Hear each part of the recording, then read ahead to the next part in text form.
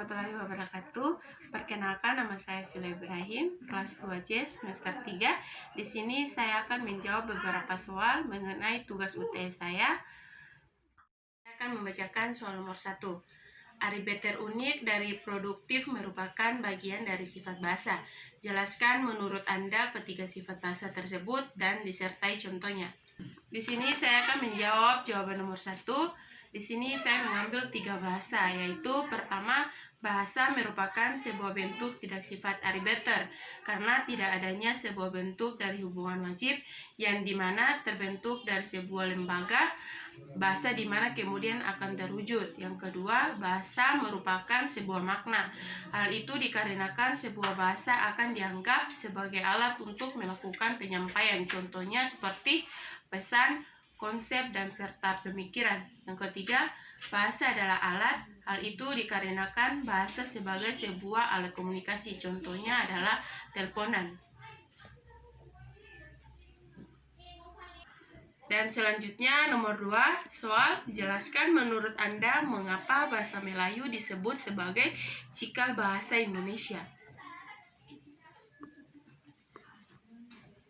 Saya akan menjawab soal nomor 2. Jawabannya, karena bahasa Melayu merupakan suatu kebudayaan bagi Indonesia.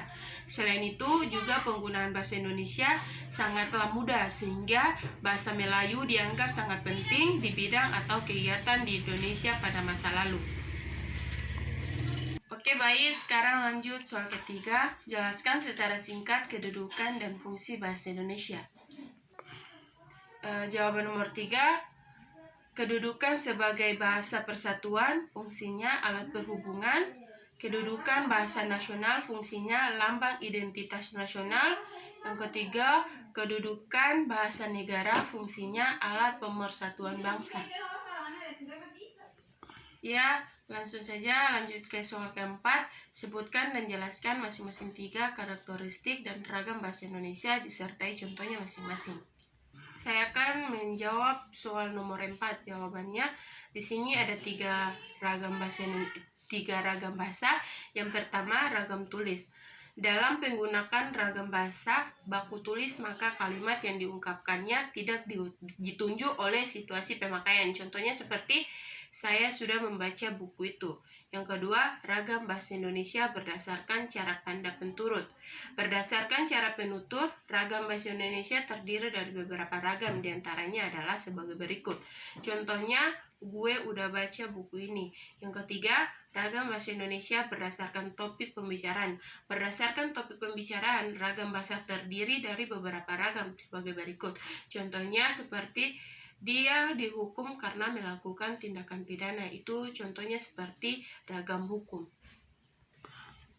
Lanjut soal kelima. Apa yang Anda ketahui tentang hiperkorek, pleonasme, dan kontaminase dalam kesalahan umum bahasa Indonesia?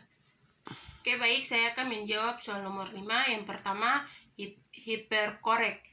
Hiperkorek adalah kesalahan berbahasa karena membetulkan bentuk yang sudah benar sehingga menjadi salah. Yang kedua, pleonasme. Pleonasme adalah kesalahan berbahasa karena kelebihan dalam pemakaian kata yang sebenarnya tidak diperlukan. Yang ketiga, kontaminasi. Istilah kontaminasi dipungut dari bahasa Inggris, contamination atau pemencaran. Di dalam ilmu bahasa, rancu artinya kacau dan kekacauan artinya kekacauan.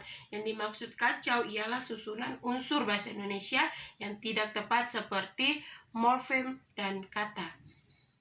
Ada 3 ragam bahasa. Yang pertama, ragam tulis. Dalam menggunakan ragam bahasa baku tulis, maka kalimat yang diungkapkannya tidak ditunjuk oleh situasi pemakaian. Contohnya seperti saya sudah membaca buku itu. Yang kedua, ragam bahasa Indonesia berdasarkan cara tanda penturut. Berdasarkan cara penutur, ragam bahasa Indonesia terdiri dari beberapa ragam, diantaranya adalah sebagai berikut. Contohnya, gue udah baca buku ini. Yang ketiga, ragam bahasa Indonesia berdasarkan topik pembicaraan. Berdasarkan topik pembicaraan, ragam bahasa terdiri dari beberapa ragam sebagai berikut. Contohnya seperti dia dihukum karena melakukan tindakan pidana. Itu contohnya seperti ragam hukum. Lanjut di soal kelima, apa yang Anda ketahui tentang hiperkorek, pleonasme, dan kontaminasi dalam kesalahan umum bahasa Indonesia? Oke, baik, saya akan menjawab soal nomor 5. Yang pertama, hiperkorek. Hiperkorek adalah kesalahan berbahasa karena membetulkan bentuk yang sudah benar sehingga menjadi salah.